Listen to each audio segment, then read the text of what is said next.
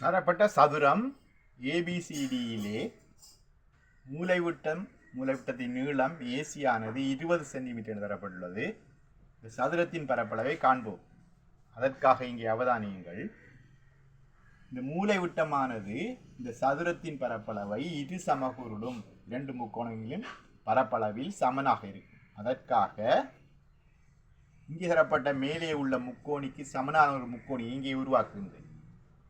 இங்கே மூலைவிட்டமானது சமனாக பிரிக்கப்படும் என்ற அடிப்படையில் இது 45 பாகையாகவும் இது 45 பாகையாகவும் இருக்கும். இந்த அடி ஏபிக்கு சமனாக ஏபி என்ற பக்கத்தை நீட்டிக்கொள்கின்றேன். அதை இ என எடுத்துக்கொள்கிறேன். சிஐ இணைத்துக் கொள்கிறேன். இப்பொழுது இது 20 சென்டிமீட்டராக இருப்பதால் இது 20 சென்டிமீட்டராக அமையும்.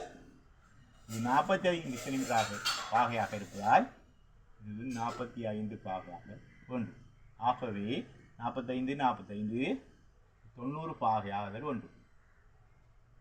அவை தரப்பட்ட ஏஇசி தரப்பட்ட ஏசிஇ முக்கோணியின் பரப்பளவை காண்போம்.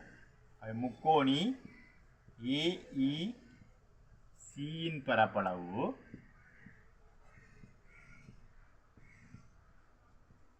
முக்கோணியின் பரப்பளவு அரை தர அடியாக 20 சென்டிமீட்டர் எடுப்போமாக இருந்தால் அந்த அடிக்கு வரையப்பட்ட செங்குத்து உயரம் 20 சென்டிமீட்டராக அமைந்துள்ளது. இது சுருக்கமாக இருந்தால்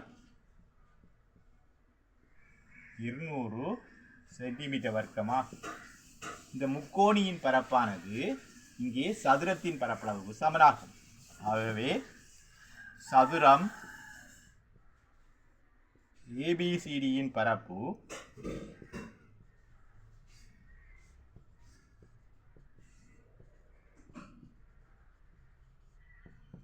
200 சென்டிமீட்டர் வர்க்கமா.